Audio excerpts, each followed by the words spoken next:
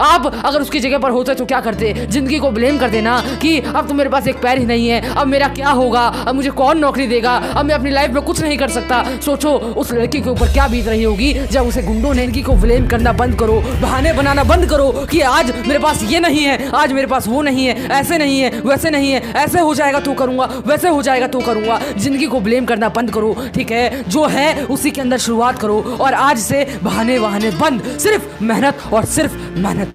एक बार एक सामान्य परिवार की लड़की अपने कुछ सपनों को लेकर ट्रेन के जनरल डब्बे के अंदर चढ़ती है, लेकिन किसी को क्या पता था उसकी जो आज की जो रात होने वाली है वो इतनी भयानक होने वाली है। उस रात कुछ गुंडे तेज धारदार हथियार लेकर उस ट्रेन के डब्बे के अंदर चढ़ते हैं और उस लड़की के गले के अंदर से की जो चैन होती है उसे छीनने लगते हैं।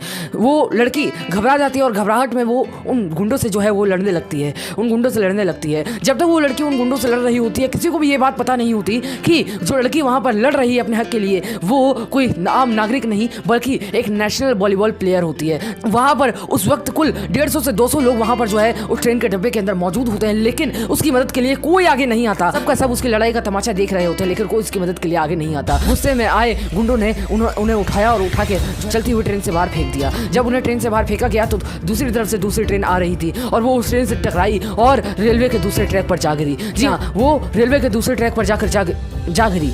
सोचो जब उस ट्रैक पर 49 ट्रेन और आने वाली हो तो उस लड़की पर क्या बीत रही हो। जैसे तैसे उस लड़की ने खुद को संभाला और जब खुद को उसने संभाला तो उसे पता चला कि जिन पैरों की मदद से उसने कई वॉलीबॉल मैचेस जीते थे उसमें से अब एक पैर नहीं रहा। जी हाँ, वो लड़की उस रात दर्द से चिल्लाती रही, चीखती रही, लेकिन कोई उसकी मदद के लिए नहीं आया, उसके कटे हुए पैर को जो है कीड़े मकोड़े जो है वो खा रहे थे। जो उस रात उस लड़की के ऊपर क्या बीत रही होगी। जब कीड़े मकोड़े उसके पैर को खा रहे थे तब वो दर्द से चिल्ला रही थी, लेकिन कोई उसकी मदद के लिए नहीं आया। फिर फाइनली सुबह हुई और कुछ लोगों के माध्यम से जो है उन्हें पास के अस्पताल में भर्ती करवाया गया और जैसे तैसे डॉक्टर ने जो है उनकी जान बचाई। अगर आपके साथ ऐसा होता तो क्या बोलते? आप तो जिंदगी को ब्लेम करते ना कि यार ऐसा मेरे साथ ही क्या होता है, अब तो मेरा एक पैर ही नहीं है, कौन मुझे नौकरी देगा, कौन, अब मेरे फ्यूचर का क्या होगा, मेरी जिंदगी तो बर्बाद हो गई। आप तो जिंदगी को ब्लेम करते ना, आप जो है जिंदगी के ऊपर जो है अब तो आप बहाने बनाते ना कि अब तो कुछ नहीं हो सकता मेरा, अब मुझे कौन नौकरी देगा, अब मैं कहाँ जाऊँगा, अब तो शायद मुझे रोड पर जाकर भीख मांगना पड़ेगा। लेकिन उस लड़की के विचार ऐसे नहीं थे, उस लड़की के विचार ऐसे नहीं थे। उस दिनों में उठती है, उस बेड पर से उठती है और उसने ठाना भी तो क्या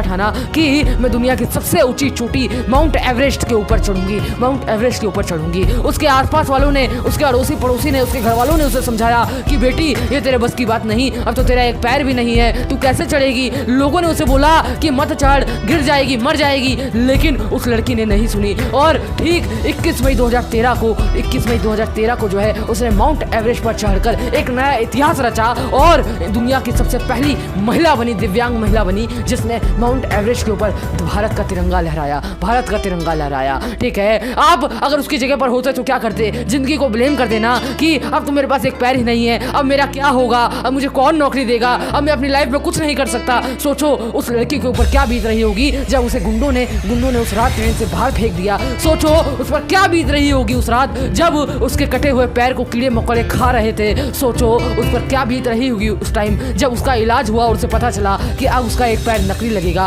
और अब वो कभी भी वॉलीबॉल मैच नहीं खेल पाएगी। ठीक है, वॉलीबॉल मैच नहीं खेल पाएगी, लेकिन उसने ब्लेम करने के बजाय अपने आप को साबित करने में टाइम लगाया। उसने ये नहीं कहा कि मेरे पास एक पैर नहीं है तो मैं अपनी लाइफ में कुछ नहीं कर सकती। उसने ठाना भी तो क्या ठाना कि मैं माउंट एवरेस्ट, इस दुनिया की सबसे ऊंची चोटी माउंट एवरेस्ट के ऊपर चढ़ूंगी और हमारे देश का नाम रोशन करूंगी और दुनिया की सबसे पहली दिव्यांग महिला बनी जिसने हिंदुस्तान का तिरंगा जो है माउंट एवरेस्ट के ऊपर झंडा लहराया। ठीक है, तो आज से जिंदगी को ब्लेम करना बंद करो, बहाने बनाना बंद करो कि आज मेरे पास ये नहीं है, आज मेरे पास वो नहीं है, ऐसे नहीं है, वैसे नहीं है, ऐसे हो जाएगा तो करूंगा, वैसे हो जाएगा तो करूंगा। जिंदगी को ब्लेम करना बंद करो। ठीक है, जो है उसी के अंदर शुरुआत करो और आज से बहाने बंद, सिर्फ मेहनत और सिर्फ मेहनत।